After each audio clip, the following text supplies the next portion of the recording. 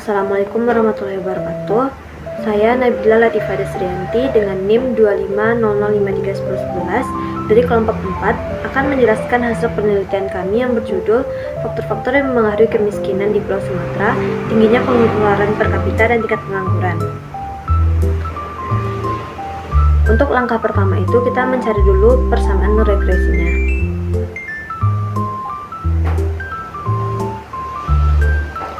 Pertama, kita blok data yang sudah kita peroleh dari BPS, lalu kita pindahkan ke Excel.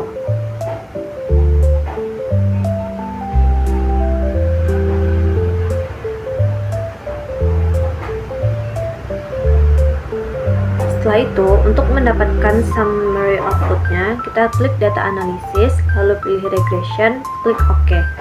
Lalu setelah itu kita input nilai Y-nya. Lalu kita input juga nilai X1 dan X2-nya. Setelah itu kita pilih output rank, kita mau meletakkan summary outputnya di mana. Lalu klik OK. Nah, di sini kita dapat melihat pada bagian koefisien untuk melihat persamaan regresinya, yaitu didapatkan B0-nya 15,87, B1-nya min 0,000023, dan B2 itu didapatkan min 1,079. Hal ini sama dengan hasil yang kami cari secara manual, yang didapatkan persamaan regresinya yaitu Y sama dengan 15,87 dikurang 0,00000231X dikurang 1,079X, yang berarti jika pengeluaran per kapita per bulan dan tingkat pengangguran dianggap 0, maka tingkat kemiskinan adalah sebesar 15,87. Dan jika pengeluaran per kapita per bulan meningkat, maka tingkat kemiskinan akan menurun sebesar 0,000231 dengan asumsi tingkat pengangguran tetap. Dan jika tingkat pengangguran meningkat, maka tingkat kemiskinan akan menurun sebesar 1,079 dengan asumsi pengeluaran per kapita per bulan tetap. Lalu selanjutnya, kita masuk ke koefisien determinasi. Di sini kita dapat melihat pada bagian R-square, di mana secara di Excel didapatkan yaitu 0,10, dan yang kami cari manual juga didapatkan 0,407. Nilai R kuadrat sebesar 0,407 atau 40,7% menunjukkan bahwa variasi naik turunnya tingkat kemiskinan atau Y dapat dijelaskan sebesar 40,7% oleh variabel pengeluaran per kapita per bulan atau X1 dan tingkat pengangguran atau X2 secara bersama-sama. Sisanya 59,3% dijelaskan oleh faktor lain. Selanjutnya kita masuk ke koefisien parsial. Pertama kita cari dulu korelasi sederhananya, di mana RYX1-nya itu didapatkan min 0,55, lalu RYX2-nya itu didapatkan hasilnya itu min 0,59. Selanjutnya itu RX1X2-nya didapatkan 0,61. Setelah itu kita baru bisa mencari korelasi parsial, yang dimana kita masukkan hasil dari korelasi sederhana tadi. RYX1X2-nya didapatkan min 0,17, lalu RYX2X1-nya didapatkan min 0,58, dan RX1X2Y-nya didapatkan 0,63, yang berarti hubungan pengeluaran per kapita per bulan terhadap tingkat kemiskinan tergolong negatif dengan asumsi pengaruh tingkat pengangguran 0. Dan hubungan tingkat pengangguran terhadap tingkat kemiskinan tergolong negatif juga dengan asumsi pengaruh pengeluaran per kapita per bulan 0. Nilai 0,63 menunjukkan adanya hubungan positif antara variabel X1 dan X2, yang berarti semakin banyak pengeluaran per bulan per kapita, maka tingkat pengangguran akan semakin tinggi pula. Selanjutnya kita masuk kepada standar error atau kesalahan baku. Di Excel juga dapat kita lihat secara global didapatkan standar errornya itu sebesar 2,44, dan lanjut secara kami cari manual itu didapatkan hasilnya itu 2,39, dan standar error secara parsial atau SB1-nya itu didapatkan sebesar 0,000028, dan SB2-nya itu didapatkan hasil sebesar 0,94.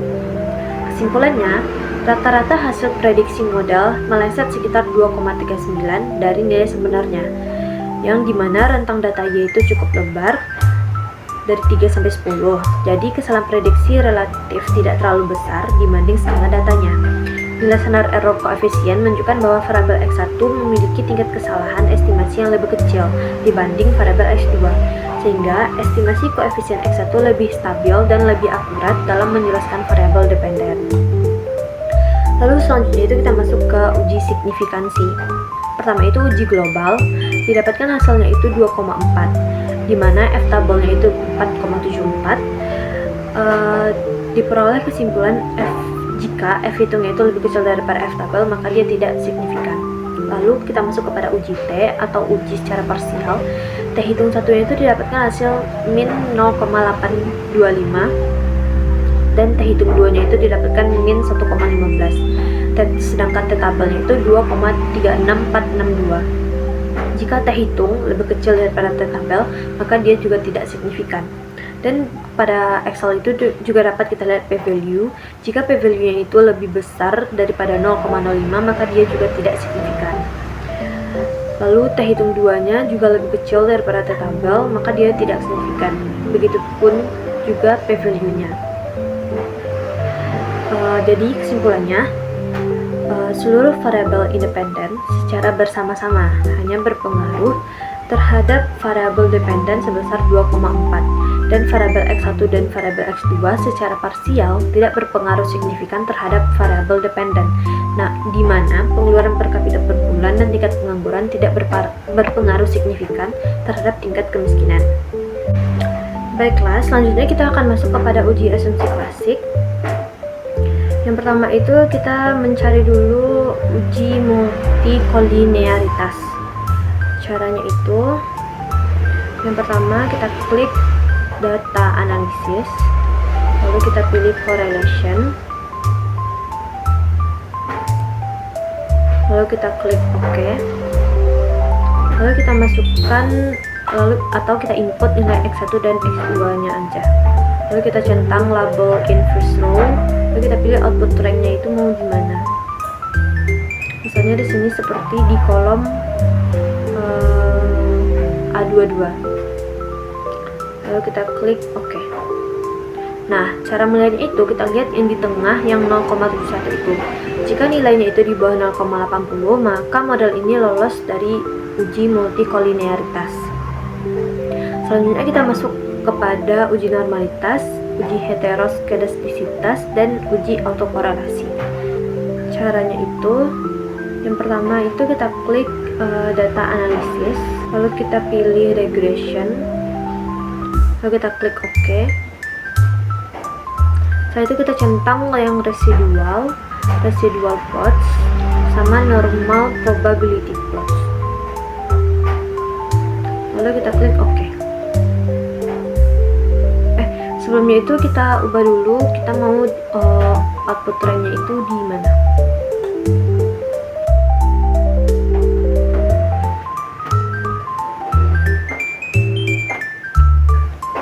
Lalu kita klik OK.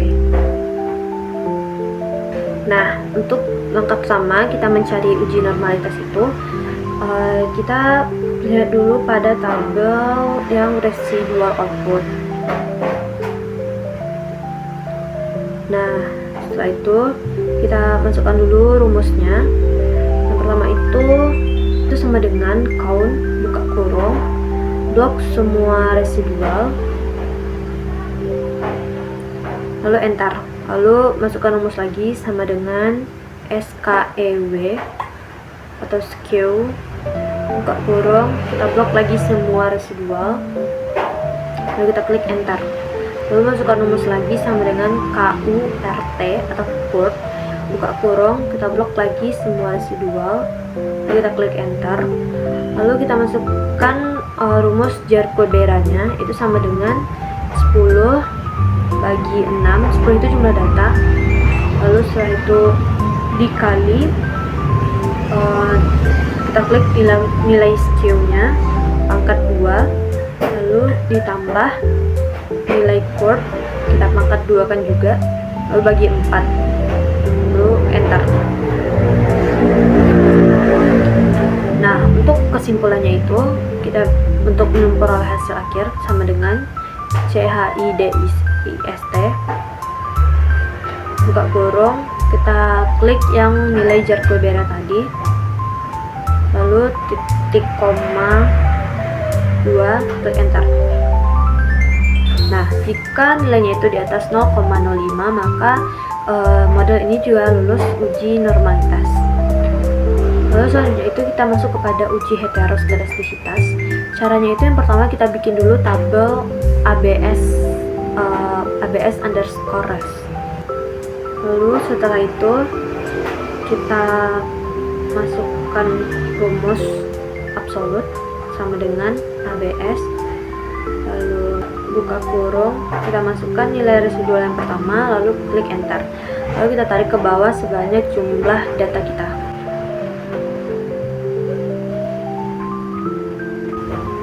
Nah, setelah itu kita klik data analisis lagi, kita ambil regression, lalu klik OK, lalu kita ganti nilai rank Y-nya, kita ubah Y-nya itu menjadi dari nilai absolut tadi.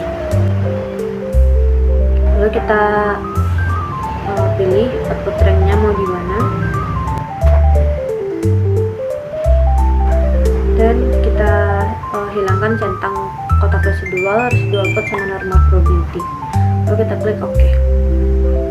Nah, di sini untuk nilai itu kita melihat peran nilai p-value. Jika nilainya itu di atas 0,05, maka model ini juga lolos uji heteroskedastisitas. Selanjutnya itu kita masuk kepada uji autokorelasi. Caranya itu yang pertama kita bikin dulu kolom di mana kita beri saja nama residual dikurang sebelumnya.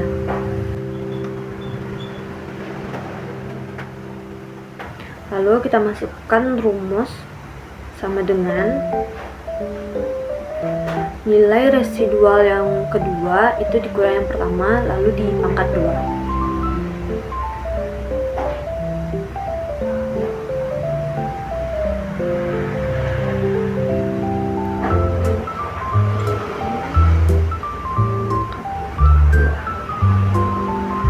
Jangan lupa tanda kurungnya teman-teman.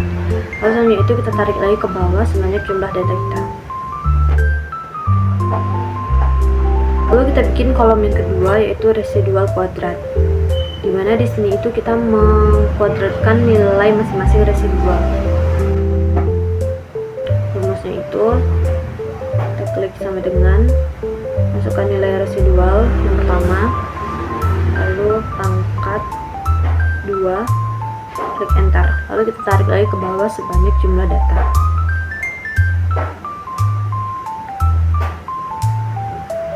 Setelah itu masing-masing kolom kita jumlahkan. Rumus itu sama dengan sum, buka kurung, blok semua data, lalu enter. Terus untuk memudahkannya itu kita seret saja ke samping biar berlaku untuk sel sebelahnya. Lalu setelah itu kita bagi nilai penjumlahan kolom pertama itu dibagi kedua.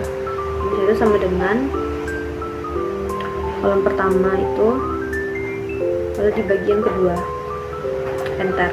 Nah, jika nilai itu berada di 2 atau sekitar 1,5 sampai 2,5, maka model ini juga lulus uji autokorelasi. Nah, jadi kesimpulannya, berdasarkan hasil analisis data mengenai faktor-faktor yang memengaruhi kemiskinan di Pulau Sumatera, maka dapat diambil beberapa kesimpulan. 1. Rumus hubungan atau persamaan regresi.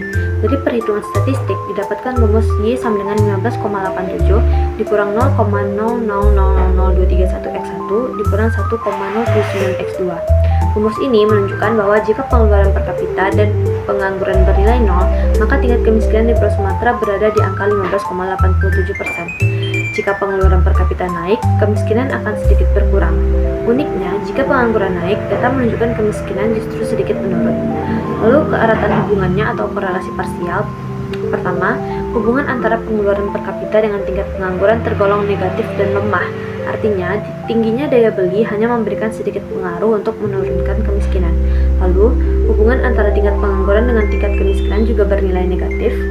dan terjadi keunikan di mana pengeluaran per kapita dan tingkat pengangguran punya hubungan positif yang kuat. Artinya, di provinsi yang rata-rata pengeluaran masyarakatnya tinggi, angka penganggurannya juga cenderung tinggi. Lalu besar pengaruh atau koefisien determinasi. Variabel pengeluaran per kapita dan tingkat pengangguran secara bersama-sama hanya mampu menjelaskan perubahan tingkat kemiskinan di Pulau Sumatera sebesar 40,7%, sementara sisanya, yaitu 59,3%, dipengaruhi oleh faktor-faktor lain di luar penelitian ini. Selanjutnya, tingkat kesalahan modal. Nilai rata-rata melesetnya prediksi dalam model ini adalah sebesar 2,39. Angka kesalahan ini dinilai relatif kecil dan tidak terlalu besar jika dibandingkan dengan rentang data kemiskinan asli yang cukup lebar. Lalu dampak secara nyata, secara bersama-sama, pengeluaran per kapita dan tingkat pengangguran terbukti tidak berpengaruh nyata atau tidak signifikan terhadap tingkat kemiskinan di Pulau Sumatera. Secara sendiri-sendiri, baik pengeluaran per kapita maupun tingkat pengangguran, keduanya tidak memiliki pengaruh yang nyata terhadap tingkat kemiskinan jika diuji satu persatu. Lalu kelayakan modal, meskipun hasil pengaruhnya tidak nyata, modal matematika dalam penelitian ini dinyatakan sudah sangat aman, valid, dan memenuhi semua syarat uji asumsi klasik. Data menyebar normal, tidak saling bertabrakan, variasi data konstan, dan tidak ada gangguan data masa lalu. Model ini sudah memenuhi standar BLEU atau Best Linear Unbiased Estimator. Tidak adanya pengaruh yang nyata kemungkinan besar disebabkan karena jumlah sampel yang sedikit atau hanya 10 provinsi, serta adanya kondisi ekonomi yang khas di wilayah Sumatera. Sekian yang dapat saya sampaikan. Mohon maaf apabila terdapat kesalahan. Assalamualaikum warahmatullahi wabarakatuh.